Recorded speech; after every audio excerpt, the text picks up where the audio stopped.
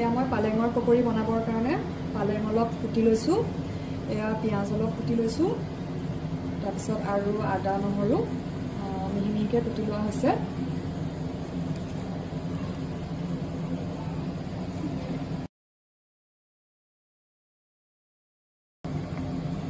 একদম ইজিকৈ মই বনাব লৈছোঁ, বহুতে হয়তো বনাব জানেই। অকণমান হালধি দিছোঁ জোখমতে,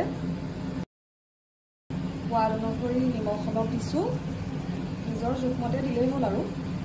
অকণমান ধনিয়া গুড়ি দিছোঁ, অকণমান জিৰা গুড়ি দিছোঁ, জলকীয়াও এড কৰিব পাৰে। অঞ্চুৱে খাবও পাৰে যে, সেইকাৰণে জলকীয়াটো দিয়া নাই। এতিয়া অকণমান আজৱাইন দিছোঁ। এতিয়া বাইণ্ডিঙৰ কাৰণে মই অকণমান পিঠাগুড়ি দিছোঁ আৰু ডাঙৰ চামুচেৰে 1 চামুচ মই ইয়াতে বেচন এড কৰিছোঁ। এতিয়া বাইণ্ডিংটো ভাল হয় আৰু। এতিয়া ইয়াত অকণমান গৰম তেল দিছোঁ, মিঠাতেল অকণমান দি দিছোঁ। এতিয়া ভালদৰে গোটেইখিনি অকণমান সানি লওঁ। তাৰপিছত প্ৰয়োজন অনুসৰি আমি ইয়াত পানী দিম।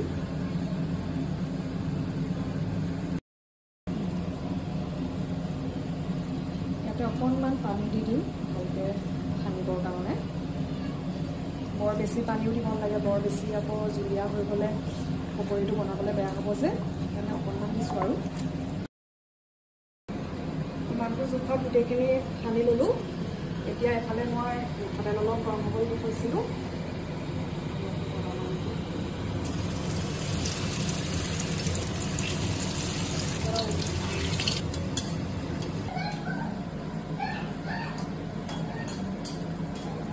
চিমত দি অলপ টাইম ভাজি দিলেই হৈ যাব আৰু। আমাৰ পকৰি হৈ গ'ল, পালেঙৰ পকৰি।